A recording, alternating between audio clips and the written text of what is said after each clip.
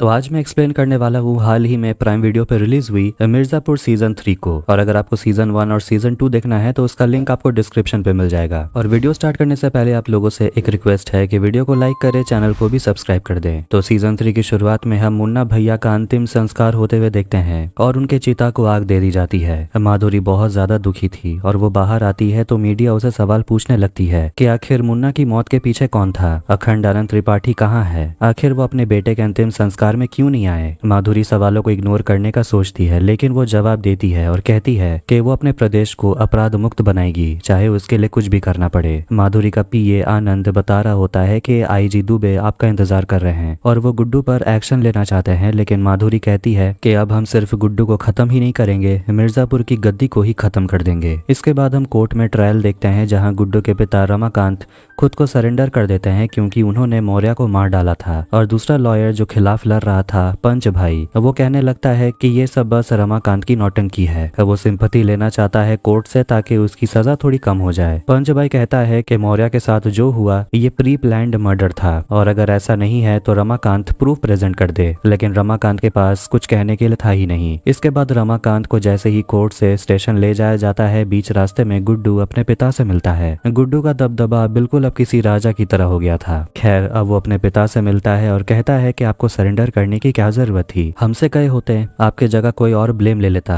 रमाकांत मना करता है और गुड्डू अपने पिता से कहता है कि आपको लड़ना होगा, कम से कम माँ के लिए, डिम्पी के लिए। दूसरी तरफ हम शरद को देखते हैं जो माधुरी से मिलने आता है और माफी मांगता है कि वो अंतिम संस्कार में नहीं आ पाया। माधुरी उसे पूछती है कि आप यहाँ आए क्यों हैं, तो वो माधुरी से कहता है कि हमारा सपोर्ट आपके साथ है, कभी हमारी भी हालत आपकी तरह हुआ करती थी, मैंने भी अपने पिता को खोया है, तब मेरे साथ मुन्ना खड़ा था। माधुरी कहती है कि हमें पता है आप क्या कहने की कोशिश कर रहे हैं, मगर ये बात जान लीजिए कि भय मुक्त प्रदेश में आपका जौनपुर भी आता है, इसलिए आपको किसी तरह की आजादी नहीं मिलने वाली। शरद उसे पूछता है कालीन भैया के बारे में, क्या उनकी कोई खबर मिली, तो वो लोग कहते हैं नहीं, मगर असली में वो शरद ही था जो सीजन 2 के लास्ट में शमशान घाट से कालीन भैया को बचाकर ले गया था। इसके बाद हम गोलू को देखते हैं जो एक जमीन की डील करने के लिए चाचा भतीजा से मिलने जाती है, जिनके आपस में बिल्कुल भी नहीं बनती, वो लोग बस लड़ते रहते हैं। और गोलू भतीजे राजू से बात करती है जो जमीन देने को राजी भी था, और गोलू कहती है कि अगर तुम्हारे अंकल नहीं मानेंगे तो उनका दोनों पैर हम काटेंगे, तुम चिंता मत करो। वो बाहर आती है तो कुछ लोग हथियार लेकर रास्ता घेर कर खड़े हो जाते हैं। गोलू उनसे कहती है कि वो मिर्जापुर की बाहुबली है और पूरा पूर्वांचल उसे रिपोर्ट करता है। फिर वहां पर एक आदमी आता है जो कहता है कि यहाँ का बाहुबली वो है। फिर वो उस लड़के को पकड़ लेता है जो गोलू का खबरी था और वहाँ का बाहुबली उस लड़के का सिर धड़ से अलग कर देता है और गोलू से कहता है पूर्वांचल पर किसका राज है ये हर कोई मिलकर डिसाइड करेगा, सिर्फ गुड्डू नहीं। दूसरी तरफ गुड्डू किंग ऑफ मिर्जापुर वाली गाड़ी से पुलिस स्टेशन आता है और अपने पापा का स्कूटर लेकर अपने घर पहुंचता है, लेकिन देखते हैं कि उसकी छड़ी पुलिस स्टेशन पर ही रह गई थी। खैर वो अपनी माँ से बात करता है और वो अपनी माँ को समझाता है उसके साथ चलकर त्रिपाठी वाले हवेली में रहने, क्योंकि अब उसकी माँ की जिम्मेदारी और डिम्पी की जिम्मेदारी अब गुड्डू की है। लेकिन उसकी माँ नहीं मानती और कहती है मेरा घर यहीं है, वैसे भी तुम तो मिर्जापुर के डॉन बन गए हो, हम कहीं भी रहे हम तो सेफ ही होंगे। इसके बाद आईजी चीफ मिनिस्टर मतलब के माधुरी से मिलने के लिए आते हैं और माधुरी उन्हें खुली छूट दे देती है और कहती है गुड्डू पर एक्शन लेना है तो लीजिए, बस मम्मी जी मतलब के बीना और उसके बेटे को कुछ नहीं होना चाहिए जो गुड्डू के साथ ही रह रहे हैं। इसके बाद त्रिपाठी हवेली में हम बीना को देखते हैं जो अपने बच्चे के साथ होती है और उसका बच्चा बहुत रो रहा था, इसलिए नौकरानी राधा टीवी चला देती है क्योंकि अगर टीवी चलेगा तो बच्चा शांत हो जाएगा। गोलू बीना से बात करती है तो बताती है कि अगले हफ्ते बैठक है और अब तो पश्चिम उत्तर प्रदेश से भी इंटरफेरेंस होगा। उन्हें समझ नहीं आ रहा कि आखिर वेस्ट वाले इंटरफेरेंस क्यों कर रहे हैं। राधा कहने लगती है कि यहाँ तो यही चलन है, जब उनके यहाँ लीडर चुनना होता है तो यहाँ से लोग जाते हैं, मगर प्रॉब्लम यह है कि कालीन भैया की बॉडी मिली नहीं है और उनके बॉडी के बिना यहाँ के गद्दी पर हक जमाना मुश्किल होगा, इसलिए उन्हें कोई और तरीका सोचना होगा ताकि गुड्डू पूर्वांचल का लीडर बन पाए। बीना को लगता है कि कोई अंदर का ही आदमी है जो उन्हें छुपा कर रखा है। रात में दोनों गुड्डू से बात करते हैं और उन्हें समझाते हैं कि हमें दूसरे जगह के बाहुबलियों से हाथ मिलाना होगा ताकि हम अपना पोजीशन स्ट्रॉन्ग कर पाए। जौनपुर में शरद अपने लोगों के साथ बात कर रहा था जो गुड्डू का मजाक उड़ा रहे होते हैं कि वो तो पढ़ा लिखा भी नहीं है, वो मीटिंग में आएगा ही नहीं। शरद अपने लोगों से कह देता है कि आप लोगों का काम यही है कि बाकी के बाहुबलियों से मिलें और कुछ भी हो जाए कालीन भैया के लिए सिंपैथी जनरेट कीजिए। मगर शरद की माँ शकुंतला अपने बेटे को समझाती है कि ऐसे मौके पर तो राजा भी अपना हाथ पैर चलाते हैं, जाकर पश्चिम के मीडिएटर से मिलो। शरद मुनव्वर से मिलता है और मुनव्वर शरद के विचार और उसके बात करने के तरीके से काफी इंप्रेस हो जाता है और कहता है कि तुम काफी स्मार्ट हो, समझदार लगते हो और ऐसे ही लीडर की जरूरत पूर्वांचल को है। क्या आप खुद में लीडर को देखते हैं? लेकिन शरद कुछ नहीं कहता। गुड्डू अपने राइट पैर का फिजियोथेरेपी करवा रहा था और एक आदमी आकर उसे बताता है कि शरद बाकी बाहुबलियों से मिल रहा है और आपके खिलाफ माहौल बन रहा है। गुड्डू कहता है वो जो भी करेगा वायलेंस से करेगा। गोलू समझाती है कि उन्होंने तो कालीन भैया पर भी हमला किया, लेकिन उसका क्या हुआ? अभी भी सारा मैटर उनके फेवर में नहीं है। जो ट्रेडिशन चलते आ रहा है हमें वो मेंटेन करना पड़ेगा, वरना गलत मैसेज जाएगा। हमें मीटिंग में जाना चाहिए। मगर गुड्डू मना करता है और दोनों जिम में आते हैं क्योंकि शरीर को भी तो स्ट्रांग रखना जरूरी है। गोलू समझाती है कि मीटिंग में शरद आपको भड़काने की कोशिश जरूर करेगा, मगर आपको कंट्रोल में रहना होगा। गुड्डू कहता है वो कंट्रोल में रह नहीं सकता। गोलू ना समझ गुड्डू को समझाती है कि हम लोग जिस रास्ते पर चल रहे हैं उसमें बल के साथ साथ बुद्धि की भी जरूरत होगी। गुड्डू कहता है तुम हो ना हमारी बुद्धि। गोलू कहती है उसी का इस्तेमाल तो आप कर नहीं रहे। अब आखिरकार मीटिंग वाली रात आ जाती है और सारे बाहुबली मिलकर प्रयागराज में मिलते हैं, लेकिन अभी तक मिर्जापुर की तरफ से कोई नहीं आया था। वो लोग यही कहते रहते हैं कि पूर्वांचल का लीडर वही होता है जो मिर्जापुर पे राज करता है, उस हिसाब से गुड्डू को ही कंट्रोल देना चाहिए। मगर शरद गुड्डू के खिलाफ कहने लगता है कि उसे तो मीटिंग की इज्जत करना भी नहीं आता, तो वो क्या रूलर बनेगा। कि तभी वहां पर गुड्डू पहुंच जाता है, जिसे देखकर शरद का चेहरा उतर गया था। जिसके बाद वहां पर गुड्डू और शरद के बीच नोक झोंक चलते रहती है। गुड्डू कहता है कि लीडर उसे ही बनना चाहिए क्योंकि उसने कालीन भैया को मार दिया, मगर शरद उसे पूछता है कि अभी तक तो बॉडी भी नहीं मिली, तो प्रूफ क्या है। इसके बाद शरद कहने लगता है कि गुड्डू सिर्फ वायलेंस करता है और इसी लड़ाई झगड़े के वजह से उसने अपने भाई, अपनी पत्नी और अपने बच्चे को गवा दिया। गुस्सा होकर वो शरद पर हमला कर देता है, लेकिन मुनव्वर गोली चलाकर दोनों को शांत करता है। और अब मुनव्वर समझ गया था कि गद्दी के सिर्फ अब दो दावेदार हैं, गुड्डू और शरद। दोनों के पास दशहरा तक का वक्त है खुद को साबित करने के लिए, नहीं तो मिर्जापुर में वेस्ट का इंटरफेरेंस हो जाएगा। अगली सुबह शरद सीवान पहुंचता है जहां पर भरत त्यागी भी था और देखते हैं कि वहां पर डॉक्टर्स कालीन भैया की सर्जरी कर रहे थे। शरद डॉक्टर से कहता है किसी भी तरह इन्हें ठीक करिए। उन्नाव में हम वाल्मीकि और उसके गैंग को देखते हैं जो पैसों के लिए लोगों को मारने का काम करते हैं। वो अपने गैंग को एक कहानी सुना रहा होता है एक संत आदमी के बारे में, और वहां पर एक आदमी बैठा हुआ था जो पैसे गिनता है और कहता है पूरा 1 करोड़ है, और पीपल के पेड़ से 3 लोग बंधे हुए थे जिन्हें वाल्मीकि गोली मार देता है। इसके बाद उसे आईजी का कॉल आता है, जिसके बाद वाल्मीकि अपने लोगों से कहता है चलो मैक्सिको निकलना है, मतलब मिर्जापुर। भरत को उसकी पत्नी सलोनी का कॉल आता है जो काफी चिंता में थी अपने पति को लेकर, लेकिन भरत कहता है वो ठीक है और वो आज ही घर वापस आ जाएगा। शरद उसे बात करते हुए कहता है कि अगर मेरे पापा जिंदा होते तो शायद आज मैं कहीं और होता और उनके जाने का ब्लेम मैं खुद पर लेता हूँ, और वैसे भी तुम अपने छोटे भाई के जाने का ब्लेम खुद पर ले रहे हो। भरत कहता है ऐसा कुछ नहीं है। तभी वहाँ पर उसके पापा दद्दा त्यागी आते हैं जो कालीन भैया को देखने के लिए आए थे। वो शरद से पूछते हैं कि जो आदमी तुम्हारे पापा का बहुत बड़ा दुश्मन था, तुम उसकी जान क्यों बचा रहे हो। शरद कहता है कि सिचुएशन तो आज भी वही है, बस मोहरे बदल गए हैं। गद्दी चाहिए तो अखंड आनंद त्रिपाठी को जिंदा रहना जरूरी है। दत्ता त्यागी कहते हैं कि भूलना मत, हमारा भी एक मसला बाकी है। शरद कहता है भूले नहीं है, गोलू का सिर काट के आपके सामने लेकर आएंगे, ये वादा है मेरा। ये सब सुनकर भरत थोड़ा हैरान हो गया था। मैं कंफ्यूज हूँ, कहीं ये भरत शत्रुघ्न तो नहीं। अब हवेली में हम तीनों को बात करते हुए देखते हैं और गुड्डू और गोलू को लगता है कि कालीन भैया शरद के पास ही हैं। गुड्डू नाश्ता करने के लिए बैठता है, तभी वहाँ पर कोई स्नाइपर से उस पर नजर रखा हुआ था टंकी के ऊपर से। यहाँ पता चलता है ये तो वाल्मीकि का ही आदमी है और वो लोग यहाँ पर आईजी के कहने पर गुड्डू को मारने के लिए आए हैं। तभी गुड्डू के दूसरे तरफ बीना बैठ जाती है और उनका प्लान चौपट हो जाता है। गुड्डू जैसे ही बाहर निकलता है तो वाल्मीकि का एक और आदमी गुड्डू का पीछा करने लगता है और गुड्डू जाता है कट्टे के फैक्ट्री में और वहाँ उन लोगों से पूछ रहा होता है कि आखिर बंदूकें बिक क्यों नहीं रही। मगर वो लोग कहते हैं कि आपके वहाँ से बंदूकें आ ही नहीं रही, डिमांड तो अभी भी है। तो वो लोग फैक्ट्री में जाकर देखते हैं कि वहाँ तो ढंग से काम ही नहीं हो रहा था, इसलिए वो अपने लिए नया स्टाफ लाना चाहता था। गोलू कॉलेज पहुंचती है और एक क्लास में 5 लड़कों को चुनती है जो फैक्ट्री में काम करेंगे। अब इसी तरह धीरे धीरे गन्स के प्रोडक्शन बढ़ने लगते हैं और रमाकांत को जेल हो जाती है और वहाँ पर वो लाला को भी देखता है और सीएम वो प्रदेश को भय मुक्त बनाना चाहती थी और इसीलिए सबको जेल में डाला जा रहा था और प्लान ये है कि लाला को जेल में डालकर गुड्डू के एनकाउंटर की प्लानिंग की जाएगी।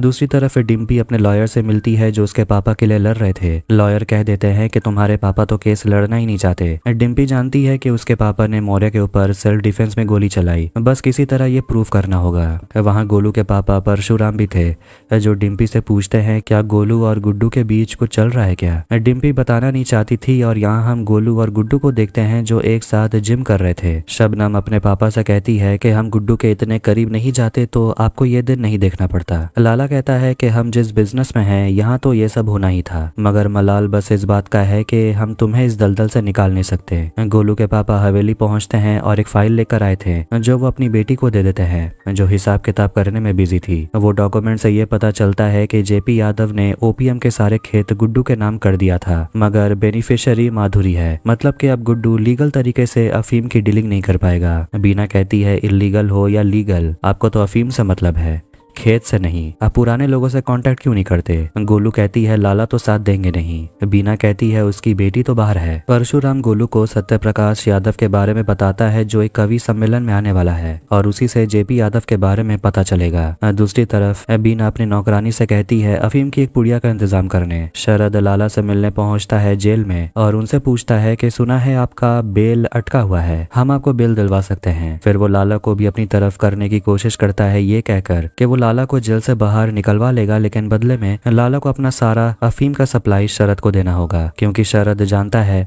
जिसके हाथ में अफीम का कंट्रोल है उसके हाथ में पूर्वांचल का कंट्रोल होगा। माधुरी कैबिनेट मिनिस्टर के साथ मीटिंग करती है और वो लोग गन्ने के ऊपर एमएसपी बढ़ाने के ऊपर बात कर रहे थे और वो अपने मिनिस्टर से कहने लगती है कि हमें जो घोषणा पत्र में वादा किया है वो कोई मजाक नहीं था। फाइनेंस मिनिस्ट्री से बात करके जितना प्राइस बढ़ाना है उतना दीजिए। ये सब सुनकर होम मिनिस्टर सोलंकी को अच्छा नहीं लगता और वो माधुरी को समझाने लगते हैं कि घोषणा पत्र में क्या लिखा हुआ है ये जनता ज्यादा समय के लिए याद नहीं रखेगी। आपके भय मुक्त वाले एजेंडे से क्रिमिनल्स और भी ज्यादा एक्टिव हो गए हैं। आपके पिता तो रहे नहीं तो हमारे गाइडेंस पर चलिए। लेकिन माधुरी उनकी एक नहीं सुनती और वो जानती है कि होम मिनिस्टर सोलंकी के पीछे कोई ना कोई बाहुबली का हाथ है, इसलिए वो इतना उछल रहा है। वाल्मीकि आईजी से बात करता है और कह रहा होता है कि गुड्डू को मारना इतना आसान नहीं है क्योंकि उसके साथ तो पूरी फौज रहती है, लेकिन एक तरीका है। और वो आईजी से कहता है कि आपको पैसे भिजवाने होंगे, उसके बाद हम लोग देख लेंगे। उसी दिन गुड्डू से मिलने के लिए उसके बॉडी बिल्डर कोच आते हैं और उसे मिस्टर पूर्वांचल कंपटीशन में आने के लिए न्योता भी देते हैं। पहले कालीन भैया को चीफ गेस्ट के तौर पर बुलाया जाता था, अब गुड्डू जाएगा। गोलू को लगता है वहां जाना थोड़ा रिस्की होगा, मगर गुड्डू नहीं मानता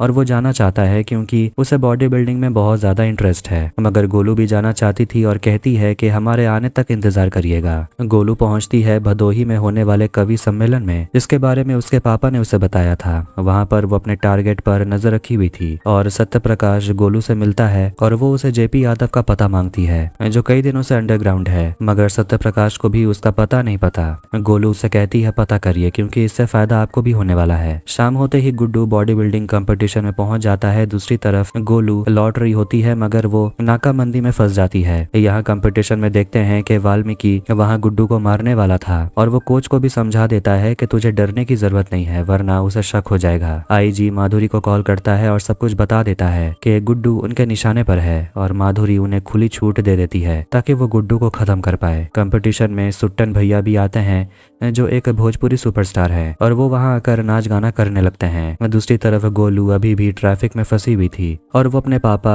जो वहाँ बंदोबस्त पर थे उन्हें कहती है रास्ता खाली करवाने। दूसरी तरफ मौका मिलते ही वाल्मीकि और उसके लोग गुड्डू पर गोली चलाने लगते हैं और हर तरफ भगदड़ मच जाती है। लोग इधर उधर भागने लगते हैं और ये देखकर गुड्डू छुप छुप कर वाल्मीकि के लोगों को मारने लगता है। गुड्डू अकेले ही उन सभी को ठिकाने लगा देता है, लेकिन जैसे ही वाल्मीकि गुड्डू को आखिर में मार ही डालने वाला था कि वहाँ पर गोलू पहुंच जाती है और उसे अपने गाड़ी से उड़ा देती है और गुड्डू को बचा लेती है। वाल्मीकि मर गया था और गुड्डू उस भोजपुरी सुपरस्टार सुट्टन भैया को भी मार देता है जो उसे पहचानने से इनकार कर दिया था, जो बात गुड्डू के दिल को चुभ गई थी। गोलू नाराज हो जाती है कि उसे मारने की क्या जरूरत थी, मगर गुड्डू का ये प्लान था। वो अपना बंदूक उसके हाथ में दे देता है। अगली सुबह टीवी पर ये न्यूज आने लगती है कि भोजपुरी सुपरस्टार सुट्टन भैया का मर्डर हो गया। गुड्डू अखंड आनंद त्रिपाठी के याद में बनाया गया त्रिपाठी चौक को तोड़ देता है। दूसरी तरफ कालीन भैया को आखिरकार होश आ जाता है। जेल में रमाकांत से मिलने के लिए रॉबिन आता है और वो रमाकांत के लिए किताबें लेकर आया था। वो ये सब कर रहा था क्योंकि वो रमाकांत को इम्प्रेस करना चाहता था, क्योंकि रॉबिन डिम्पी से शादी करने वाला है। रॉबिन रमाकांत को समझाता है कि आपको ये केस लड़ना चाहिए, धोखे से आपको जेल भेजा गया है, मगर रमाकांत नहीं मानते और रॉबिन को बस यही कहते हैं कि डिम्पी और उसकी माँ की देखभाल करने। कालीन भैया को होश आ गया था और शरद उनको बता देता है मुन्ना के साथ क्या हुआ। कालीन भैया शरद से पूछते हैं कि आखिर तुमने हमें क्यों बचाया, तो वो कहता है एक बार मेरे सिर से पिता का छाया हट चुका है, दोबारा ऐसा नहीं होने देना चाहते थे। मिर्जापुर को आपकी जरूरत है। कालीन भैया कहते हैं अब तो सब कुछ खत्म हो गया है। शरद कालीन भैया से कहते हैं कि आपके वजह से ही गुड्डू राक्षस में बदल गया और उसी ने आपके बेटे और हमारे पिता को मारा है। शरद अपनी माँ से बात कर रहा था तो उसकी माँ उसे बताती है कि अखंडानंद त्रिपाठी तभी ठीक होगा जब तुम मुन्ना के जगह लोगे। नौकरानी राधा गोलू से बात कर रही थी और कहती है कि वो भी मुन्ना वाले कॉलेज में ही जाने का सोच रही थी, मगर किसी प्रॉब्लम की वजह से वो सिर्फ क्लास 10 तक ही पढ़ पाई। भरत गोलू को कॉल करता है और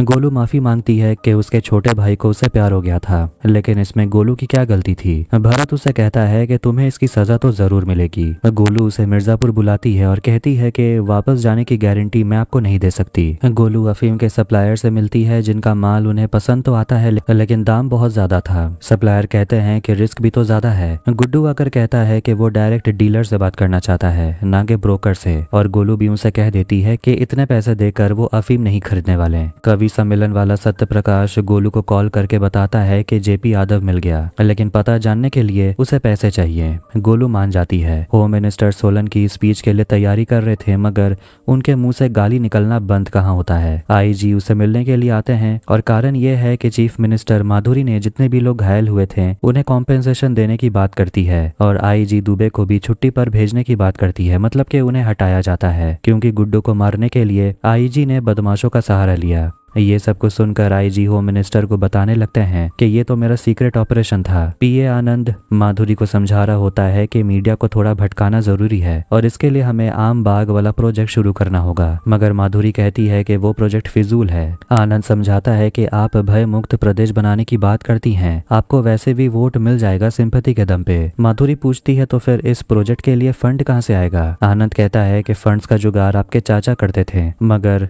अपने चाचा से माधुरी मदद नहीं लेना चाहती थी। अब इसका मतलब ये हुआ कि माधुरी को नए अलायंस के बारे में सोचना होगा। इसलिए माधुरी शरद से मिलती है, जो हमेशा से माधुरी को ऑफर देने की बात कर रहा था। माधुरी कुछ दिनों के लिए गुड्डू को मारने के बारे में नहीं सोचना चाहती, लेकिन शरद उसे कहता है कि अगर उसे मारना है तो झुंड में मिलकर मारना होगा और लाला को अपने साइड करना होगा। माधुरी कहती है मगर लाला तो गुड्डू के साइड पहले से ही है। शरद बोलता है जहाँ मुनाफा है वहाँ लाला है। जेल में देखते हैं कि लाला रमाकांत से मिलने आता है और वो रमाकांत से कहता है कि अगर आपको यहाँ किसी भी चीज की जरूरत हो तो हमें बोलिएगा, मगर रमाकांत उसके झांसे में नहीं आता। लाला कहता है कि उन दोनों के यहाँ होने की वजह गुड्डू है, लेकिन गुड्डू को सजा नहीं मिल रही। रमाकांत उसे बोलता है कि हम दोनों भी क्रिमिनल्स ही हैं और क्रिमिनल को जेल आना तो पड़ता ही है। लाला उसे कहता है कि जेल में समय का पता नहीं चलता और धीरे धीरे तुम भी अपने असूलों को भूल जाओगे। जेल में सभी कैदियों को ड्यूटी दी जाती है और रमाकांत को किचन में काम करना होगा गेरुआ नाम के कैदी के साथ, जिसे सभी लोग रमाकांत को कहते हैं आप मना कर दीजिए क्योंकि गेरुआ बहुत खतरनाक आदमी है, कहते हैं कि वो नरभक्षी है। लेकिन ये सब सुनकर भी रमाकांत अपना डिसीजन नहीं बदलता। इसके बाद हम भरत त्यागी को देखते हैं जो अपने घर पर गिन्नी और अपनी पत्नी सलोनी के साथ होता है और रात में जब भरत अपनी पत्नी के साथ सो रहा था तो उसके पसीने छूटने लगते हैं। तभी भरत को अस्तबल से फोन आता है जिससे वो भी चौंक गया था कि भला अस्तबल में उसका कौन रहता है, लेकिन ये तो रेड लाइट एरिया से कॉल आया था जहाँ भरत हमेशा जाया करता था मजे के लिए। और यहाँ थोड़ा बहुत लगने लगता है कि ये भरत नहीं शायद शत्रुघ्न है। आपको क्या लगता है? दत्ता त्यागी कालीन भैया से मिलकर उन्हें थोड़ा पॉजिटिव सोचने को कहते हैं क्योंकि वो जिंदा बच गए और कहने लगते हैं कि हम दोनों की हालत तो एक जैसी ही है, हम दोनों ने अपने बेटों को खोया है। कालीन भैया कहते हैं कि हम अपने बेटे पर गर्व करते थे। दादा त्यागी कहते हैं कि उसके छोटे बेटे ने हमेशा उसे दुख दर्द दिया है, मरने के बाद भी उसे चैन नहीं आ रहा। ये सब सुनकर भरत को तो अच्छा नहीं लगता। गोलू को पता चलता है कि शरद आजकल बहुत ज्यादा बिहार आना जाना करता है और वो अपने लोगों से कहती है पता करने कि आखिर वो क्या करने जाता है वहाँ। माधुरी अपने लोगों से कहती है आम बाग वाला प्रोजेक्ट स्टार्ट करने, फंड की चिंता वो लोग ना ना करें। दूसरी तरफ हम देखते हैं कि माधुरी शरद को ओपीएम का खेत दे देती है जो पहले मुन्ना का हुआ करता था, लेकिन इसके बदले में आनंद शरद से 5 करोड़ रुपए मांगता है फंड के लिए। रमाकांत किचन में काम करने लगता है, लेकिन गेरुआ वहाँ पर लड़ाई झगड़ा करते रहता है। लोग उसे बहुत ज्यादा डरते हैं। फिर एक दिन गेरुआ बाथरूम में रमाकांत को पकड़ लेता है और उसे पूछने लगता है कि आप बाकी वकीलों की तरह नहीं हैं, क्या आप हमारा काम करेंगे? रमाकांत मना कर देता है क्योंकि गेरुआ खूनी है। गेरुआ कहता है आपको वजह तो नहीं पता। वो बताने लगता है कि उसकी 9 साल की बेटी हुआ करती थी, लेकिन उसके मालिक के बेटे ने उसकी बेटी के साथ जबरदस्ती किया। बदले में गेरुआ ने बस अपने मालिक के बेटे को पीटा था और उन लोगों ने गेरुआ की बेटी को अगले दिन जला दिया। इसलिए गेरुआ ने अपने मालिक और उसके बेटे के साथ 3 लोगों को कुल्हाड़ी से काट डाला। और वो रमाकांत से पूछता है कि आखिर मैंने ये किया तो गलत क्या किया। वो रमाकांत से मदद मांगता है एक मर्सी अपील डालने के लिए। शरद लाला को कॉल करता है और उसे कहने लगता है कि हम आपको बेल नहीं दिला सकते, लेकिन आपको आपका धंधा वापस जरूर दे सकते हैं। बस शर्त यह है कि आप अफीम की डील किसी और के साथ नहीं करिएगा। डिम्पी के घर पर देखते हैं कि रॉबिन डिनर तैयार करने की जिम्मेदारी अपने ऊपर ले लेता है और ये देखकर डिम्पी की माँ काफी ज्यादा हैरान हो गई थी कि डिम्पी को तो किस्मत वाला लड़का मिल गया, क्योंकि आज तक रमाकांत ने कभी कुछ बनाकर उसे नहीं खिलाया। अगले दिन वसुधा अपने पति रमाकांत से मिलने जाती है और वो उसे मना रही होती है कि इस केस को लड़ने के लिए, लेकिन रमाकांत के भी कुछ असूल हैं और वो कहने लगता है कि मैं हमेशा से क्रिमिनल को सजा दिलाते आया हूँ और अपनी बारी आई तो मैं पीछे कैसे हट जाऊँ। मगर वसुधा अपने पति को समझाती है कि ये डिसीजन सिर्फ आपके लिए नहीं है, आपकी पूरी फैमिली है, उसकी भी तो जिम्मेदारी आपके ऊपर है। इसलिए अगले ट्रायल में साफ साफ कोर्ट में वो कह देता है कि उसने सेल्फ डिफेंस में मौर्य के ऊपर गोली चलाई, क्योंकि मौर्य उसके बेटे गुड्डू को मारना चाहता था। कोर्ट रमाकांत को 2 हफ्ते का समय देते हैं प्रूफ लाने के लिए, जिससे कि डिम्पी को उम्मीद जगने लगती है कि उसके पापा अब शायद जेल से बाहर आ सकते हैं। आईजी माधुरी से मिलने के लिए आते हैं और माधुरी उन्हें वादा करती है कि आईजी जल्द ही अपने काम पर वापस लौट जाएंगे, मगर उसके लिए उन्हें कोर्ट में झूठी गवाही देनी होगी। फिर हम भरत को देखते हैं जो अस्तबल मतलब कि रेड लाइट एरिया पहुंच जाता है और पैसे देकर वो एक लड़की को पीटने लगता है और एक लड़की को अपने पास ही बैठाता है जो ये सब कुछ देख रही थी। फिर हम बलिया में देखते हैं जहां लाला के घर में रेड बढ़ जाती है और वहां पर मिस्टर प्यारे लाल आते हैं और शबनम उनसे कहने लगती है कि आपको पैसे भेज दिए गए थे, तो फिर ये सब क्यों हो रहा है? प्यारे लाल कहता है क्योंकि पुलिस मानने को तैयार ही नहीं है कि लाला ने ये व्यापार छोड़ दिया है।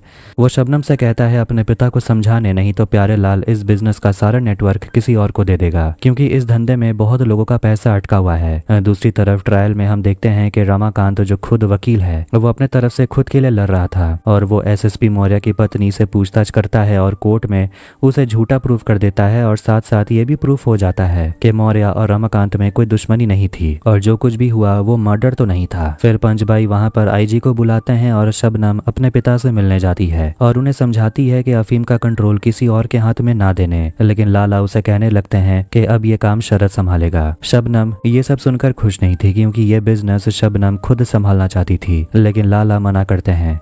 मगर शबनम अपने पापा की बात नहीं मानती और उसे अभी भी गुड्डू पर भरोसा है, ना कि शरद पे। लाला को भी लगने लगता है कि शायद उसकी बेटी सही कह रही है। कोर्ट में आईजी कहने लगते हैं कि रमाकांत का बेटा लाला के साथ बिजनेस करता था। जब पुलिस गुड्डू को पकड़ने के लिए गई तो रमाकांत ने अपने बेटे को बचाने के लिए मौर्य को मार डाला ताकि गुड्डू पंडित पर कोई इन्वेस्टिगेशन ना हो। ये सब कुछ आईजी कह रहा था माधुरी के कहने पर, और अपनी सफाई में रमाकांत कुछ भी नहीं कहता, बस इतना कहता है कि उसका तो यही गुनाह है कि वो गुड्डू का बाप है और उसे अपनी सजा मंजूर है। लेकिन जज कहते हैं कि वो सजा अगली सुनवाई में सुनाएंगे। रॉबिन भरत से मिलने के लिए जाता है और उसे उसके पैसे लौटा देता है जो उसने लगाए थे। दोनों वहां बैठकर दारू पीते हैं तो भरत उसे पूछने लगता है कि तुम्हारा काम तो अच्छा चल रहा है तो तुम छोड़ना क्यों चाहते हो? रॉबिन कहता है क्योंकि ये काम स्टेबल नहीं है और मैं सेटल होना चाहता हूँ। फिर वो दोनों वहां पर प्यार मोहब्बत की बातें करने लगते हैं क्योंकि भरत जो शायद असली में शत्रुघ्न है वो गोलू से बहुत प्यार करता था। डिम्पी गोलू को अपने घर बुलाती है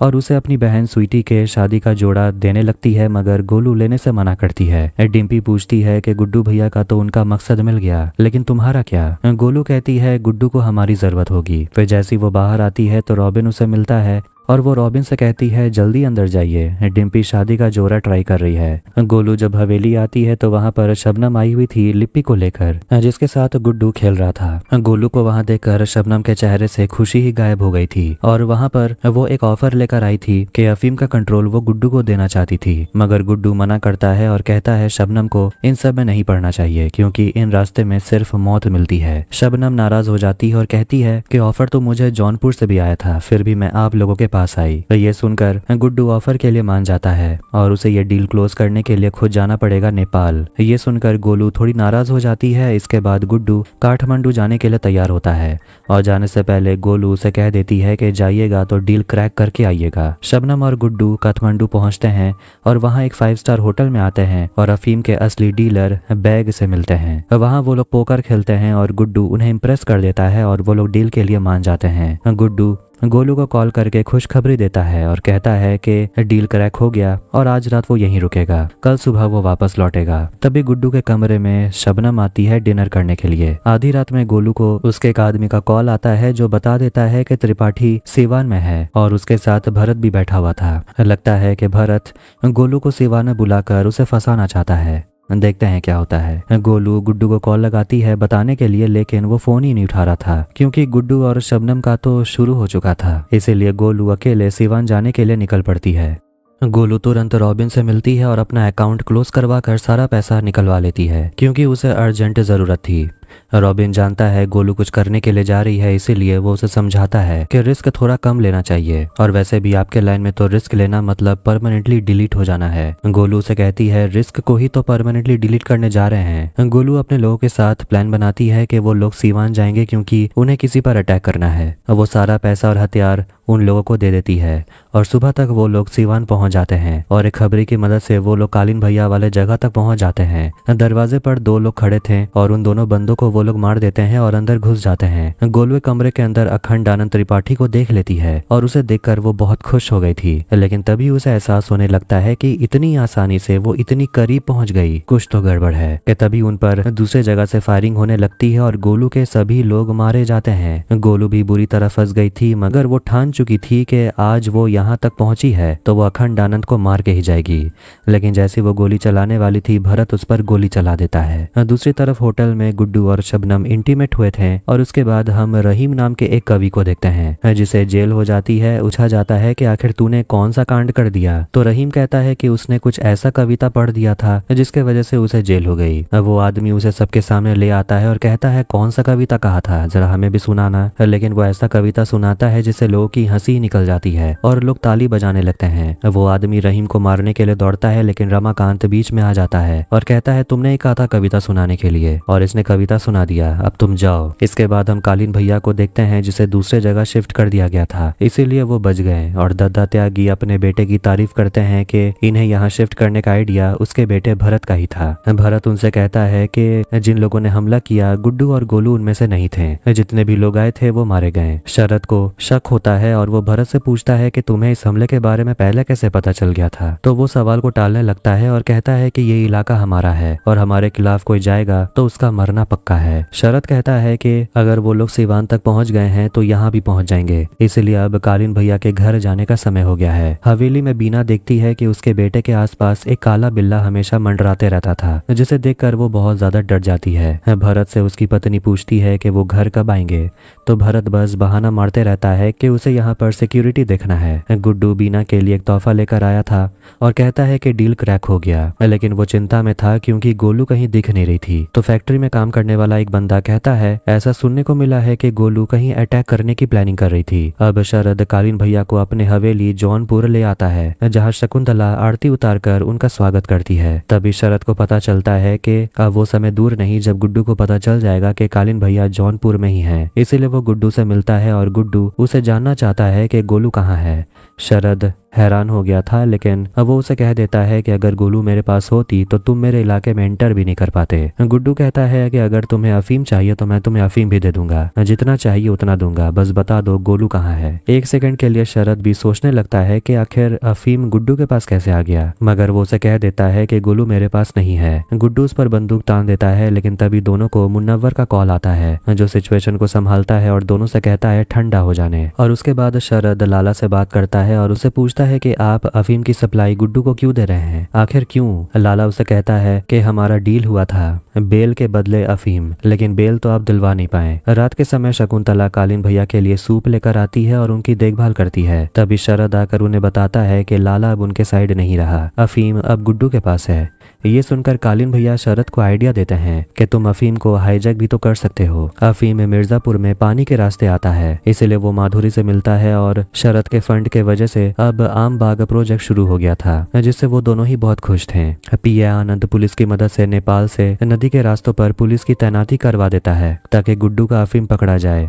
गुड्डू अभी भी गोलू की चिंता कर रहा था कि आखिर वो कहाँ चली गई है, उसके साथ क्या हुआ है। और परशुराम कहता है कि उसने एफआईआर दर्ज करवा दिया है और फोन ट्रैक करने के बाद शायद कुछ पता चल जाए। बीना वहां पर आती है और गुड्डू को एक पुड़िया देती है और कहती है इससे स्ट्रेस थोड़ा कम हो जाएगा, मगर गुड्डू लेने से मना करता है और बीना कहती है कि आपको शरद को अफीम के बारे में नहीं बताना चाहिए था। बीना उसका हाथ पकड़ती है और कहती है गुड्डू को छोड़िए, वो ऐसे ही कहीं चली गई होगी, आप गद्दी के बारे में सोचिए। मगर गुड्डू बीना का हाथ हटाता है और कहता है कि गोलू के लिए अगर गद्दी छोड़ना भी पड़े तो हम ज्यादा नहीं सोचेंगे। बीना उसे पुड़िया देती है और वहां से चली जाती है, जिसके बाद गुड्डू नशा करने लगता है।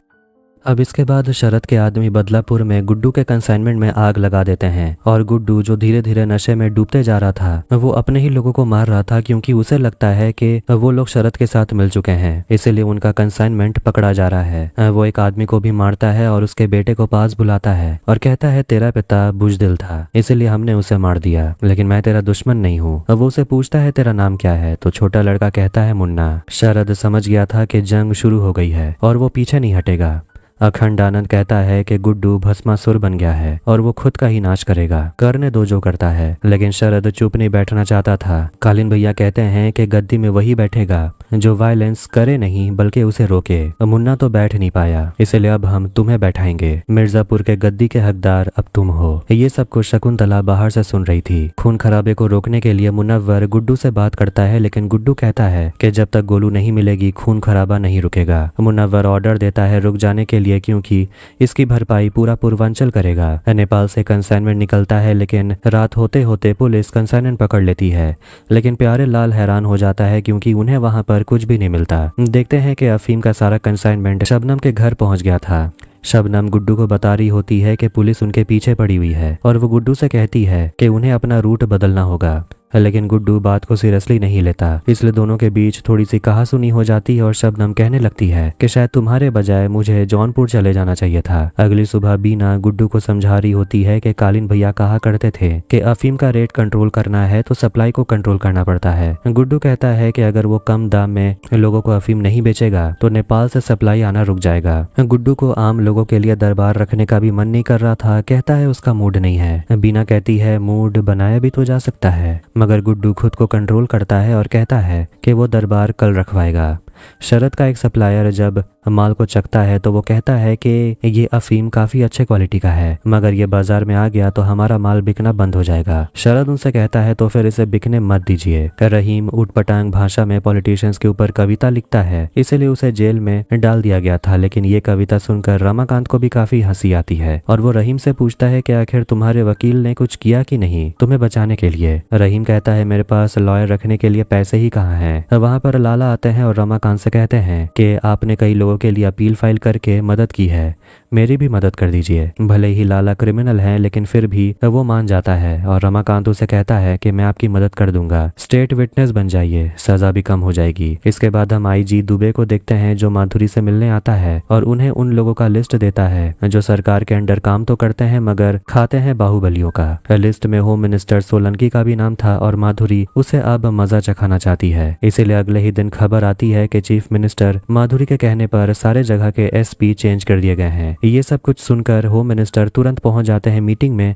और माधुरी से पूछने लगते हैं कि ये सब तो हम करते थे, अगर हमारी जरूरत है ही नहीं तो हमें रखा किस लिए है। माधुरी कहती है तो फिर रिजाइन दे दीजिए, रोका किसने है, जिससे सोलंकी का भी मुंह बंद हो जाता है। हवेली में राधा को देखते हैं जो गोलू के कपड़े पहनकर काफी खुश लग रही थी और बीना के पूछने पर वो कहती है छोड़िए भी, वैसे भी वो कहाँ वापस आने वाली है। बीना कहती है ध्यान से, अगर गुड्डू सुन लिया तो वो पागल हो जाएगा। बीना बिल्ली को पकड़ने के लिए एक ट्रैप बनाती है। फिर हम गोलू को देखते हैं जिसे भरत ने कैद करके रखा है। वो उसके लिए चाउमीन लेकर आता है और वो उसके बुलेट वाले घाव पर अपना उंगली डालने लगता है, जिससे गोलू चिल्लाने लगती है। तभी भरत को उसकी पत्नी सलोनी कॉल करती है जो उसे डिनर पर बुला रही थी और वो कहता है कि वो समय पर पहुंच जाएगा, लेकिन तभी वो देखता है गोलू चाउमीन खा रही थी और उसे भी कहीं ना कहीं यकीन होने लगा था कि ये भरत नहीं बल्कि छोटा भाई शत्रुघ्न है, जिसे गोलू से प्यार भी है। आधी रात में आनंद माधुरी को न्यूज दिखाता है कि पार्टी का पर्दाफाश हो गया। देखते हैं कि सीजन 2 में हमने देखा था कि माधुरी का जो पहले पति था वो मर गया था, लेकिन एक स्टिंग ऑपरेशन में एक हॉस्पिटल का एक डीन, उसका वीडियो सामने आता है जो कहता है कि माधुरी का पति बेवड़ा था इसलिए वो मर गया। लेकिन सिंपैथी पैदा करने के लिए पार्टी वालों ने एक अलग ही कहानी बनाई और लोगों से झूठ बोला और सिंपैथी के वजह से ही माधुरी की सरकार बनी है। ऑपोजिशन भी सवाल उठाने लगते हैं और माधुरी कहती है जरीना को बुलाने का समय आ गया है। अब रायबरेली में हम जरीना को देखते हैं जो पार्टी प्रचार कर रही थी, लेकिन लोग उसके स्पीच में ध्यान नहीं दे रहे थे क्योंकि लोग कुछ और ही चाहते थे। जरीना उनसे कहती है कि वो यहाँ पर नाचेगी गाएगी भी, लेकिन बदले में गाँव से 100 महिलाओं को उसके योजना में जुड़ना होगा और सारे गाँव वाले मान जाते हैं और जरीना को वहाँ पर नाचना गाना पड़ता है। तभी वहाँ उसे माधुरी का कॉल आता है। जरीना माधुरी से मिलने पहुंचती है और वो जरीना से कहती है कि जेपी यादव को बिल में से बाहर निकालने का समय आ गया है, लेकिन जरीना घबराने लगती है और कहती है कि वो ये नहीं करेगी, मगर माधुरी उसे वादा करती है कि अगर वो ऐसा करेगी तो उसे परमानेंट पोजीशन वो दे देगी। इसके बाद हम जेपी यादव को देखते हैं जिसे मिलने के लिए पार्टी के लोग आते हैं और बता देते हैं कि बाहर चल के आ रहा था, किस चीज की तैयारी हो रही है और जरीना भी वापस आ गई है। वहाँ पर मृदुल नाम का लड़का भी था जो जेपी यादव की देखरेख में लगा हुआ था। रमाकांत की मदद से जेल में ऐसे कई कैदी थे जिनकी अपील स्वीकार कर ली गई थी और उन्हें आज जेल से रिहा कर दिया जाएगा। इसीलिए डिम्पी और रॉबिन उन सारे कैदियों के परिवार को लेकर जेल पहुंच जाते हैं, मगर जेल में तो सेलिब्रेशन चल रहा था और वहाँ रहीम अपनी अतरंगी कविताएं पढ़ता है, मगर उसके कविता से सभी लोग थोड़े इमोशनल भी हो गए थे। और वहाँ गेरुआ भी था जो भी अब जेल से रिहा हो जाएगा। लाला को कविता बहुत ज्यादा पसंद आया था और वो रहीम की तारीफ करता है और उसे आशीर्वाद देता है, लेकिन तभी अचानक रहीम लाला के गर्दन में अपना पेन घुसा देता है और खून निकाल देता है और लाला वहीं मर जाता है। अब ये देखकर जेल का दरवाजा बंद कर दिया जाता है, जिससे बाहर सभी परिवार वाले चिल्लाने लगते हैं और सभी को बाहर जाने को बोला जाता है। रमाकांत ये देखकर हैरान हो गया था।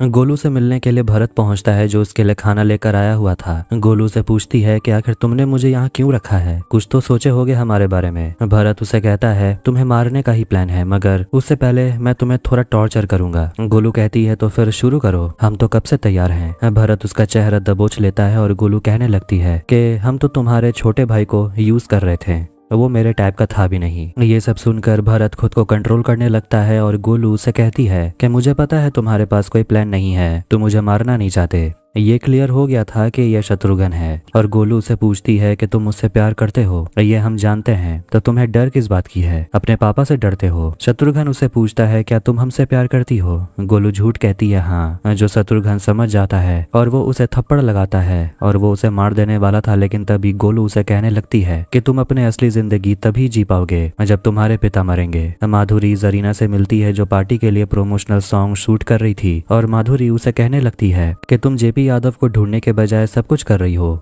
जरीना कहती है मुझ पर भरोसा रखिए। फिर वो माधुरी को लेकर चली जाती है गाना शूट कराने और वहाँ पर पीए आनंद को बीना का कॉल आता है जो कहती है बहुत ही मुश्किल से फोन चुराकर फोन कर रहे हैं हम, हमें तुरंत यहाँ से बाहर निकालिए, समय बहुत कम है। ये तो फिर से पलट रही है। शकुंतला और कालीन भैया पत्ते खेल रहे होते हैं क्योंकि अब उनके पास करने को कुछ है नहीं। त्रिपाठी दिखता है कि उसकी आंखें भी कमजोर हो गई हैं, जिससे वो काफी अपसेट हो गया था। शकुंतला उसे कहती है बुढ़ा गए हैं आप। शकुंतला को भी बीना का फोन आता है जो कहती है शरद से कहकर हमें यहाँ से निकलवाइए, समय बहुत कम है। फिर त्रिपाठी देखता है न्यूज़पेपर में और उसे पता चलता है कि लाला का मर्डर हो गया जेल में। शरद अपने डीलर के साथ दारू की सप्लाई के बारे में बात कर रहा था और वो डीलर बताता है कि 10 साल में पहली बार सिवान से हमें एडवांस में पैसे नहीं मिले क्योंकि भरत कहीं और ही बिजी है, इसीलिए वो बिजनेस में ध्यान नहीं दे पा रहा था। शरद को शक होने लगता है कि कुछ तो गड़बड़ है और फैक्ट्री का एक कर्मचारी जो आज शहर आया था उसे शत्रुघ्न के बारे में आज ही पता चला, लेकिन वो शत्रुघ्न का फेवरेट चार्ट लेकर आया था जो वो दद्दा त्यागी को दे देता है। लेकिन ये देखकर भरत काफी गुस्सा हो गया था और कहता है यहाँ से चले जाने, लेकिन दादा चार्ट ले लेते हैं और भरत का एक आदमी उसे कॉल करके बताता है कि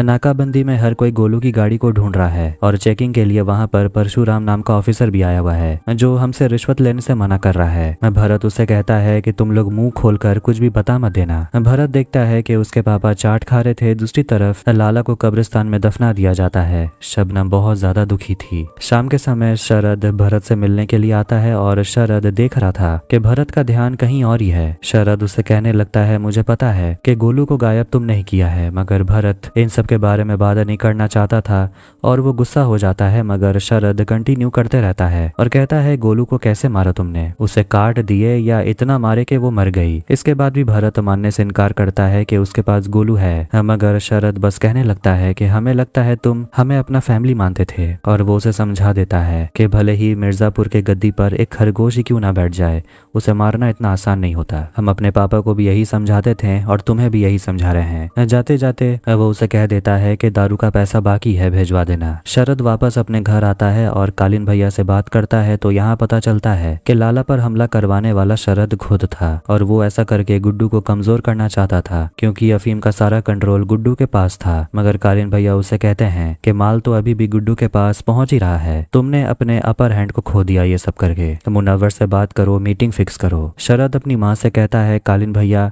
हमसे गुस्सा है, लेकिन उसकी माँ कहती है वो गुस्सा नहीं है, बस डरे हुए हैं अपनी फैमिली के लिए।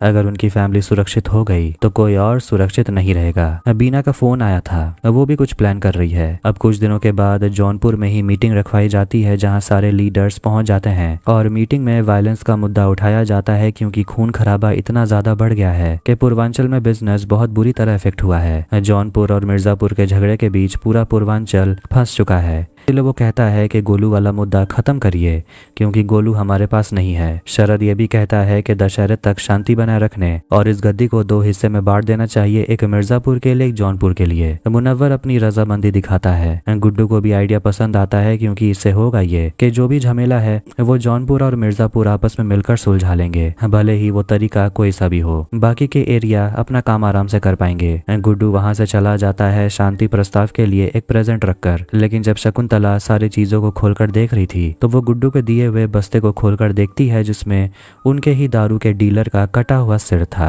दद्दा त्यागी भरत से पूछ रहे होते हैं कि आखिर दारू की डिलीवरी में इतनी देरी क्यों हो रही है। भरत बहाना मारता है कि शरद के तरफ से ही देरी हो रही है तो हम क्या कर सकते हैं। दद्दा त्यागी कहते हैं कि हमारे तरफ से पैसा जाएगा ही नहीं तो वो लोग माल भेजेंगे क्यों। फिर वो लोग गोलू के बारे में बात करते हैं और दद्दा त्यागी गोलू का कटा हुआ सिर अपने सामने चाहते थे तो भरत कहने लगता है कि हर कोई उसे ढूंढने की कोशिश कर रहा है, वो मिल ही नहीं रही है तो हम क्या कर सकते हैं। मगर वो देख रहे हैं कि भरत अपने काम पर ध्यान नहीं दे रहा था। उस दिन कालीन भैया वाले जगह पर हमला भी हो गया था, लेकिन किसने वो हमला करवाया इसके बारे में अभी तक पता नहीं चला। भरत कहता है सबसे पूछताछ तो हो गई है, लेकिन दद्दा त्यागी कहते हैं कि सबसे बात तुम नहीं किए हो। इसके बाद वेयर हाउस में देखते हैं कि दद्दा त्यागी ने भरत के लोगों को पकड़ के रखा था क्योंकि उनका मिर्जापुर में आना जाना होते रहता था। दरअसल ये लोग वही लोग हैं जिनके वजह से भरत ने गोलू को पकड़ा है। भरत मतलब के शत्रुघ्न थोड़ा सा घबराया हुआ था कि कहीं उसका सच बाहर ना जाए गोलू के बारे में, और दद्दा त्यागी उन सभी को बहुत पीटते हैं। मगर भरत कहता है आप छोड़िए, मैं ये सब काम करता हूँ, और वो अपने लोगों को धीरे से कहता है कि सभी के परिवार वालों की जिम्मेदारी वो लेगा, बस उनको मुंह नहीं खोलना है। भरत भी उनको बहुत पीटने लगता है और अपने पापा से कहता है इनको कुछ भी नहीं पता। मगर दद्दा त्यागी भरत से कहते हैं कि तुम मेरे इकलौते बेटे हो, वरना तुम्हें भी कब का मार दिया होता। फिर वो गोलू से मिलने के लिए जाता है और गोलू भी उसे कहने लगती है कि हम तो कब से तुम्हें सावधान कर रहे थे कि तुम्हारे पिताजी नहीं सोचेंगे तुम्हें मारने से पहले जब उन्हें ये पता चलेगा कि तुम छोटे हो। गोलू से कहती है कि उसे मारकर कहानी यहीं खत्म करने,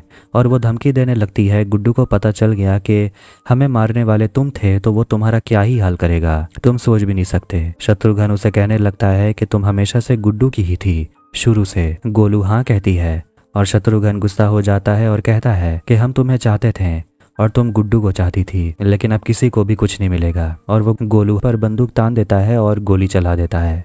भरत जो असली में शत्रुघ्न है, देखते हैं कि वो अपने घर पर ही होता है और तभी उसकी पत्नी सलोनी देखती है कि भरत के हाथ में चोट लगी हुई है और सलोनी गुस्सा हो जाती है, कहने लगती है कि आप पहले बताए क्यों नहीं, हम पूछते नहीं हैं तो आप कुछ बोलते भी नहीं हैं। वो दवाई लगाने लगती है और सलोनी कहती है कि यहाँ आपको सबकी जरूरत है, खासकर मुझे। जिसके बाद वो दोनों रोमांस करने लगते हैं और शत्रुघ्न भूल जाता है कि सलोनी उसकी भाभी है। गुड्डू पहुंचता है कचरे के पहाड़ के पास और ये जगह मिर्जापुर जौनपुर के बॉर्डर में था। वहां पर एक बॉडी मिली थी और पुलिस बताते हैं कि ये गोलू है, क्योंकि कपड़े जूते सब मैच करते हैं और गोलू की गाड़ी भी सामने ही मिली। गुड्डू गुस्से में आग बबूला हो रहा था और परशुराम का भी रो रो कर बुरा हाल था। उन्होंने पहले भी अपनी बेटी को खो दिया और अब दूसरी भी चली गई, इसीलिए वो खुद को गोली मार लेता है। रमाकांत रहीम से मिलता है और उसे पूछता है कि आखिर तुमने लाला को क्यों मारा। वो कहता है मुझे ऑफर मिला था। रमाकांत उसे कहता है अब तुम जिंदगी भर जेल में सड़ोगे। रहीम कहता है कि बाहर उसकी जिंदगी कौन सी अच्छी थी। रमाकांत उसे समझाता है कि यहाँ से बाहर निकलते तो तुम्हारी जिंदगी अच्छी हो जाती, तुम में हुनर है। मगर वो कहता है कि मुझे जौनपुर से अच्छा ऑफर मिला था, इसलिए मैंने ये काम कर दिया।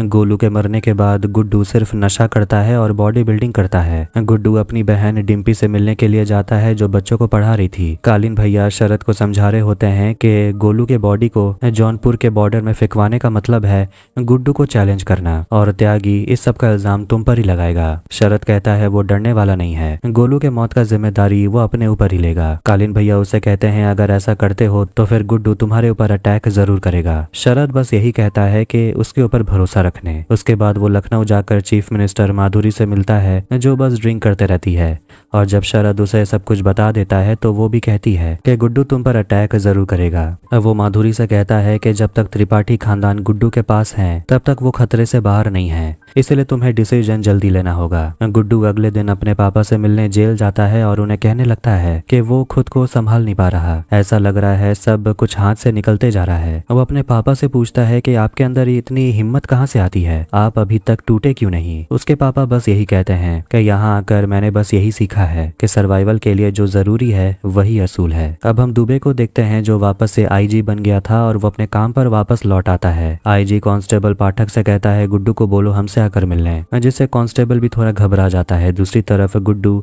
अपनी फौज खड़ी करता है और उन्हें खून खराबा करने की खुली छूट दे देता है और कहता है जिस पर भी शक हो उन्हें काट देना। गुड्डू से मिलने आईजी आते हैं और वो गुड्डू की बात माधुरी से करवाते हैं। माधुरी उसे कहती है कि तुमने बीना और उसके बेटे को हॉस्टेज बना के रखा है, तुम बस उन दोनों को हमें दे दो और हम कोशिश करेंगे कि तुम्हारे पिता रमाकांत जेल से छूट जाएं। मगर गुड्डू साफ साफ कह देता है कि अगर बीना मेरे पास होती तो वो जिंदा नहीं होती, बीना मेरे पास नहीं है। मगर माधुरी मानने से इनकार करती है और कहती है कि अगर मेरी फैमिली वहाँ नहीं होती तो तुम्हें मिर्जापुर में घुस कर मारती, अपने पिता के बारे में एक बार सोचो। और वो फोन कट कर देती है। डिम्पी और रॉबिन को पता चलता है कि हेयरिंग इसी हफ्ते में है और एक स्पेशल लॉयर आने वाला है, मतलब कि अब समय कम है और वो लोग रमाकांत को नहीं बचा पाएंगे। बीना को जब माधुरी वाली बात पता है तो वो गुड्डू से पूछने लगती है तो फिर आपने रमाकांत और मेरे बीच किसे चुना। खैर आपने जिसे ही चुना होगा आपका डिसीजन सही होगा। दूसरी तरफ दद्दा त्यागी को उसकी पत्नी समझा रही होती है कि शरद के साथ जो भी लेना देना है वो सब खत्म करिए, एक बार उसके ऊपर भरोसा करके बहुत बड़ी गलती आप लोग ने कर दी है। भरत अपने पापा को समझा रहा होता है कि बिजनेस को बढ़ाने का समय आ गया है, उन्हें पूर्वांचल को टारगेट करना होगा। मगर दद्दा त्यागी कहते हैं कि पुराने गाड़ी का धंधा और दारू का बिजनेस दोनों इलीगल काम है, उन्हें धंधा बढ़ाना है तो धीरे धीरे बढ़ाना होगा। फिर नाश्ता करने के लिए वहां पर सलोनी आ जाती है तो दद्दा त्यागी अपने बेटे और बहू से कहने लगते हैं कि इतना समय हो गया तुम लोग कहीं बाहर घूमने नहीं गए, थोड़ा बाहर जाओ मौज मस्ती करो। लेकिन भरत ये सब बातें इग्नोर करके चला जाता है अपनी बेटी को स्कूल छोड़ने। लेकिन देखते हैं कि उसके पीछे पीछे सलोनी भी आ गई थी और वो भरत का पीछा करने लगती है। दूसरी तरफ कोर्ट में ट्रायल होता है और गुड्डू भी वहां आता है और हम देखते हैं कि जहां पर गोलू को बांध के रखा गया था वहां पर सलोनी पहुंच जाती है और भरत से पूछने लगती है कि ये लड़की आखिर है कौन। गोलू जानबूझकर सलोनी के सामने उसे शत्रुघ्न बुलाती है जिससे सलोनी का भी होश उड़ गया था। उसे विश्वास नहीं हो रहा था कि उसके सामने जो है वो उसका पति नहीं है बल्कि उसका हमशक्ल भाई शत्रुघ्न है, उसका देवर है। वो चीखने चिल्लाने लगती है, इसीलिए किसी तरह शत्रुघ्न अपनी भाभी को एक कमरे में बंद कर देता है। कोर्ट में जज अपना फैसला सुनाते हैं और रमाकांत को गिल्टी करार देते हैं और ये देखकर रॉबिन खड़ा हो जाता है और रमाकांत के फेवर में कहने लगता है कि मैं गुड्डू के इलीगल धंधे के बारे में सब कुछ जानता था और मैंने ने ही सारा इन्फॉर्मेशन रमाकांत को दिया और रमाकांत ये जानकर अपने बेटे गुड्डू को सजा दिलवाना चाहते थे,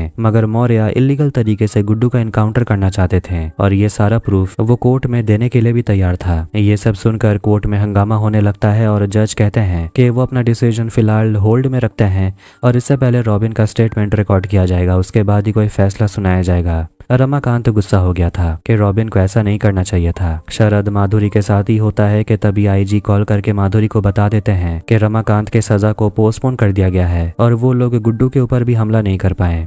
घर पर डिम्पी अपसेट बैठी हुई थी क्योंकि ये सारी बातें रॉबिन ने उसे छुपा के रखा। रॉबिन उसे माफी मांगता है और कहता है कि पहले मैं पैसे के ऊपर किसी की अहमियत नहीं रखता था, लेकिन तुमसे मिलने के बाद मुझे पता चला कि परिवार क्या होता है। वो डिम्पी से माफी मांगता है और डिम्पी उसे गले लगा लेती है। तभी गुड्डू वहाँ पर नशे में धुत पहुंच जाता है और ये सब कुछ वो अपने कैमरे में रिकॉर्ड करने लगता है और वो रॉबिन से पूछता है मेरे खिलाफ सबूत देने की क्या जरूरत थी। वो रॉबिन के ऊपर काफी गुस्सा था और उसकी माँ उसे कहती है यहाँ से निकल जाने के लिए, लेकिन गुड्डू कहता है कि अब तो उसकी माँ भी उसे नफरत करने लगी है। ये सब सुनकर रॉबिन गुड्डू को ही सुनाने लगता है कि आपके पास तो आपका परिवार पहले था, लेकिन आपने सब कुछ गवा दिया। आपके पास गोलू भी थी, उसे भी आप संभाल नहीं पाए। गुड्डू को वो बता देता है कि वो आई थी मुझसे मिलने के लिए, अकाउंट क्लोज करवाकर सारा पैसा लेकर वो चली गई। गुड्डू ये जानकर आग बबूला हो जाता है और अपना होश खो बैठता है और वो रॉबिन पर हमला कर देता है कि इतने समय से रॉबिन उसे गोलू के बारे में कुछ बताया क्यों नहीं। अब वो रॉबिन को इतनी जोर से धक्का देता है कि पूरा डाइनिंग टेबल टूट गया था और गुड्डू रॉबिन के दोनों आंखों में अपना अंगूठा घुसा देता है, जिससे रॉबिन वहीं मर जाता है और ये देखकर डिम्पी वहां रोने लगती है। शत्रुघ्न को देखते हैं जो अपना कपड़ा पैक कर रहा था और उसकी माँ उसे पूछती है कहाँ जाने की तैयारी हो रही है, तो वो कहता है सलोनी के साथ वो वैकेशन पर जा रहा है। उसकी माँ को शक होता है और वो पूछती है कोई बात है जो बताना चाहते हो। शत्रुघ्न कहता है आप नहीं समझोगे। उसकी माँ कहती है बताने के लिए, तो शत्रुघ्न कहता है अगर हम आपको ये बोले कि हम भरत नहीं शत्रुघ्न हैं तो आप समझोगे। उसकी माँ हैरान हो जाती है मगर वो कहती है हम तो पहले से ही जानते थे। फिर हम सलोनी को देखते हैं जो गोलू के साथ ही बंधी हुई थी और गोलू उससे बात करती है और अपना इंट्रोडक्शन देती है कि वो गोलू है जिस पर शत्रुघ्न लट्टू था। सलोनी कहती है मगर गोलू तो मर चुकी है। गोलू ये सुनकर हैरान हो गई थी और सलोनी आगे बताती है कि गोलू की डेड बॉडी मिली है शरद के इलाके में। ये सुनकर गोलू सलोनी को समझाने लगती है इसका मतलब ये हुआ कि अब शत्रुघ्न आके आपको भी नहीं छोड़ेगा क्योंकि आपको पता चल चुका है कि हम जिंदा हैं। इसके बाद सलोनी गोलू की मदद करती है ताकि गोलू अपने हाथ को छुड़ा सके। और दूसरी तरफ हम देखते हैं कि शत्रुघ्न अपने घर से बंदूक लेकर निकलता है। रॉबिन के बॉडी को घर से ले जाया जाता है और उसके बाद पुलिस गुड्डू को अरेस्ट कर लेती है। वो भी बहुत आराम से और गुड्डू भी बिना किसी ड्रामा के सरेंडर कर देता है। उसके बाद हवेली में आती है जरीना और बीना सोच रही होती है कि जब तक गुड्डू यहाँ नहीं है उसे किसी के प्रोटेक्शन की जरूरत होगी, मगर प्रोटेक्शन कहाँ से मिलेगा उसे खुद नहीं पता। उसके बाद बीना जरीना के साथ चली जाती है और देखते हैं कि बीना के लगाए हुए ट्रैप में काला बिल्ला फंस गया था। अब जेपी यादव को देखते हैं और मृदुल उसका पैर दबा रहा था। वो लोग टीवी पर पार्टी का एक एडवर्टाइजमेंट देख रहे थे जिसमें माधुरी डांस कर रही थी, जिसे देखकर जेपी यादव को बहुत अच्छा लगता है। जरीना बीना और उसके बच्चे और राधा को लेकर लखनऊ चली आती है और वो लोग वहीं रहने वाले थे माधुरी के निगरानी में। शरद माधुरी से मिलने आता है तो माधुरी उसे खुशखबरी देती है कि गुड्डू हमारे हिरासत में है। शरद खुश हो गया था और वो माधुरी को गले लगाता है और वो अब अपना बदला लेना चाहता था, मगर माधुरी उसे कहती है कि गुड्डू के साथ जो होगा वो सिस्टम करेगा, तुम नहीं। और वो उसे कहती है मुन्ना भी गुड्डू के साथ यही करना चाहता था और देखो उसके साथ क्या हुआ, हमने उसे खो दिया है और अब हम तुम्हें नहीं खोना चाहते। क्योंकि वो शरद के साथ अपना फ्यूचर देख रही थी जिसके लिए शरद भी मान जाता है क्योंकि फ्यूचर और परिवार भी जरूरी है। जरीना शॉपिंग करने के लिए आई थी तभी उसे किसी का बार बार कॉल आ रहा था। उसे समझ नहीं आ रहा था ये कौन है, मगर ये मृदुल था जो उसे मिलने के लिए आता है और उसे एक ऑफर देता है और कहता है बहुत बड़ी पार्टी है जिससे आपको मिलना है और उसे ढेर सारा पैसा भी देता है। माधुरी जेल में गुड्डू से मिलने जाती है और उसे पूछने लगती है कि इतना बड़ा इंतजाम किया तुम्हारे लिए लेकिन तुम इतनी आसानी से सरेंडर कर दिए। गुड्डू कहने लगता है कि उसे मुन्ना से काफी जलन होती थी, अब उसकी लाइफ वो जीना चाहता था। वो ये देखकर भी हैरान है कि उसके जाने के बाद भी माधुरी मुन्ना के मौत का बदला लेना चाहती है और इसीलिए वो गुड्डू के पीछे पड़ी हुई है। माधुरी कहती है अगर उसके मौत का बदला लेना होता तो अब तक तुम जिंदा नहीं होते। शत्रुघ्न वापस गोलू से मिलने के लिए आता है और वो सलोनी से कहता है चलने के लिए और वो कहने लगता है कि वो अपने अंदर से शत्रुघ्न को मार चुका है है और वो पूरी तरह से भरत बन गया है, इसलिए वो गोलू को मारने से पहले एक बार नहीं सोचेगा। जैसे ही सलोनी आगे बढ़ती है, गोलू जिसका हाथ पहले से ही खुल चुका था वो भागने की कोशिश करती है और सलोनी को मार देती है और शत्रुघ्न की तरफ धक्का देकर वहां से चली जाती है। शत्रुघ्न गोलू पर गोली चलाता है जो उसके कंधे में गोली लग जाती है, लेकिन वो वहां से भाग निकलती है और शत्रुघ्न देखता है कि सलोनी मर चुकी थी। गुड्डू को लखनऊ जेल में रखा जाता है, लेकिन उसके अंदर आते ही कुछ लोग उसे घेर लेते हैं और मिलकर उस पर हमला करते हैं, मगर गुड्डू उनसे लड़ता है और उन सभी को हरा देता है। मगर आखिर में वहां पर एक बहुत ही लंबा चौड़ा आदमी आता है जो बेरहमी से गुड्डू पर हमला करता है और उसे बहुत बुरी तरह घायल कर देता है। और ये सब देखकर पुलिस भी कुछ नहीं कर रहे थे। एक पुलिस वाला वहां आता है और गुड्डू का तस्वीर खींचता है। फिर हम मुनव्वर को देखते हैं जो मिस्टर हकीम से बात कर रहे थे और उसे कहने लगते हैं कि समय आ गया है पूर्वांचल में राज करने का। शकुंतला अपने बेटे पर बहुत गर्व कर रही थी क्योंकि आज शरद ने जो हासिल कर लिया है वो तो उसके पिता ने भी नहीं कर पाया था। शरद आगे का प्लान बताता है कि वो मिर्जापुर के गद्दी पर बैठना चाहता है और वो अपना नियम खुद बनाएगा। बीना माधुरी से मिलती है जो बीना के लिए एक छोटा सा पार्टी रखवाती है और बीना काफी खुश थी और वो माधुरी से कहने लगती है कि अकेले रहकर इतना स्ट्रांग रहना आसान नहीं होता। और बीना यहाँ नाटक करने लगती है, कहती है कि मुझे तो वहाँ गुड्डू के कैद में अपने पति के मरने का शोक मनाने का भी समय नहीं मिला। माधुरी उसे एक फोटो दिखाती और कहती है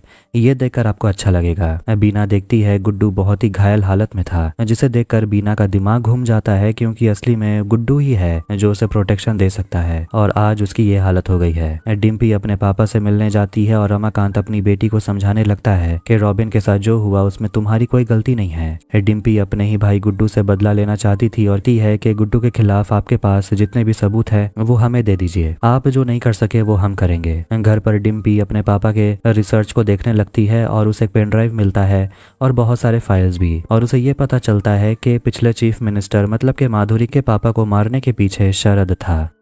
मिर्जापुर के गन फैक्ट्री में देखते हैं कि सारे कर्मचारी काम छोड़कर जाना चाहते थे क्योंकि उनके मालिक काम पर ध्यान नहीं दे रहे हैं क्योंकि वो जेल में है और गोलू भी नहीं है। वो लोग सुपरवाइजर से कहते हैं हमें हमारा पैसा दे दीजिए कि तभी वहां पर घायल हालत में गोलू पहुंच जाती है, जिसे वहां देखकर वर्कर्स कहने लगते हैं कि अब वो लोग कहीं नहीं जाएंगे। इसके बाद गोलू अपने जख्म को धोती है और हाथ को काट के निकालती है। वो न्यूज़पेपर में देखती है तो उसे पता चलता है कि उसके यहाँ ना रहते काफी कुछ हो चुका है। गुड्डू भैया जेल में बंद है, जिससे वो भी हैरान थी। इसके बाद तुरंत गोलू सत्य प्रकाश को कॉल करती है जो गोलू की आवाज सुनकर हैरान हो गया था क्योंकि सभी को यही लगता था कि गोलू मर गई है। गोलू उनसे कहती है जेपी यादव के साथ मीटिंग करनी है, मीटिंग फिक्स करवाइए, पैसे आपको मिल जाएंगे। इसके बाद वाराणसी में जरीना और मृदुल को देखते हैं जो पहुंच जाते हैं जेपी यादव से मिलने के लिए, जिसे सामने देखकर जरीना बहुत ज्यादा घबराने लगती है क्योंकि वो जरीना को पहले मोलेस्ट कर चुका है। जेपी यादव जरीना से कहता है घबराने के लिए नहीं क्योंकि अब वो आध्यात्मिक आदमी बन चुका है। खैर वो लोग काम की बात करते हैं तो जेपी यादव जरीना से पूछता है कितने में बिकेंगी, माधुरी और उसकी सरकार को आपको गिराना है। जरीना उसके पास जाकर बैठती है और कहती है वो ये काम कर देगी लेकिन चीफ मिनिस्टर वो बनेगी।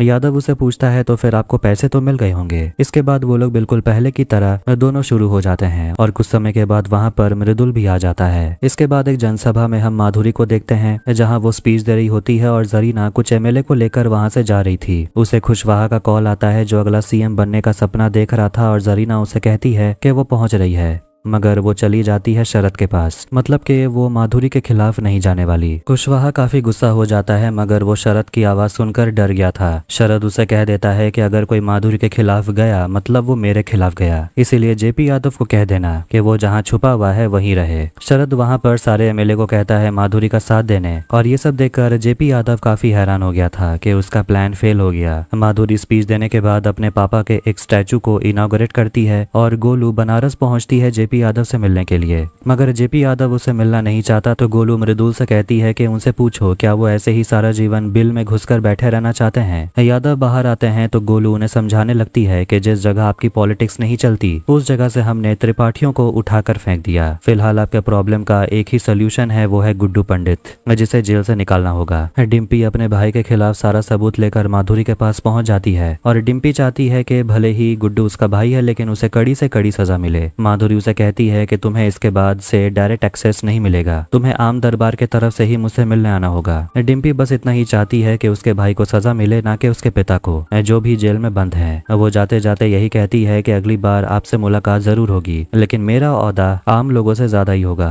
शाम के समय शरद माधुरी से मिलने के लिए आता है और उसे विश्वास दिलाता है कि तुम्हारे खिलाफ कोई नहीं जाएगा, क्योंकि ऑपोजिशन की तरफ कोई है ही नहीं। एमएलए हमारे तरफ है, तो तुम भय मुक्त प्रदेश बनाने में ध्यान दो। माधुरी उसे जानना चाहती थी कि आखिर शरद ने उसके पापा का एक्सीडेंट क्यों करवाया। शरद उसे कहता है कि मैं जो करता हूँ वो सोच समझ के करता हूँ। अब माधुरी को वो बता देता है कि कालीन भैया जिंदा हैं, और वो ये भी कहता है कि हमने जो कुछ भी किया तुम्हें चोट पहुंचाने के लिए नहीं किया। माधुरी पापा जी से मतलब के कालीन भैया से मिलना चाहती थी। माधुरी बीना से मिलने जाती है और बीना माधुरी से कहने लगती है कि मैं भी तुमसे मिलना चाहती थी, और अपनी वो ख्वाहिश रखती है कि मिर्जापुर वो चलाना चाहती है, क्योंकि आगे चलकर मिर्जापुर उसका बेटा भी तो संभालेगा। माधुरी तो ये बताने के लिए आई थी कि कालीन भैया जिंदा है, लेकिन बीना कहने लगती है कि उनका जिंदा बचना नामुमकिन है, 3 गोली लगी थी उन्हें। माधुरी पूछती है आपको कैसे पता था कि उन्हें 3 ही गोली लगी थी। बीना सिचुएशन संभालती है, कहती है कि गुड्डू को बात करते हुए हम सुन लिए थे। Home minister Solanki JP Yadav से मिलने जाते हैं और जेपी यादव मिनिस्टर को अपने साथ करना चाहते थे, मगर वो लोग कहते हैं कि यादव का खुद का करियर चौपट हो गया। मगर यादव कहता है एम्बिशन हमारे पास अभी भी है, मगर अगर बाहुबली हमारे साथ हो तो सब कुछ मुमकिन है। फिर वहां पर गोलू आती है और वो अपना प्लान सबको बताने लगती है। फिर सुबह होते ही शरद कालीन भैया से मिलने के लिए जाता है, जिसे वो ताऊजी कहकर बुलाता है और एक फैमिली मेंबर मानने लगा है, और कहता है कि पूर्वांचल में सब कुछ उसके अंडर कंट्रोल है, सब कुछ हिसाब से चल रहा है। मगर वो अपने और कालीन भैया के रिश्ते के बारे में बात करता है और कहने लगता है कि हम आपको इसलिए बचाए क्योंकि हम खुद आपको मारना चाहते थे, मगर आप हमारे जिंदगी का अहम हिस्सा बन गए हैं, और ये हमने कभी सोचा नहीं था कि ऐसा होगा।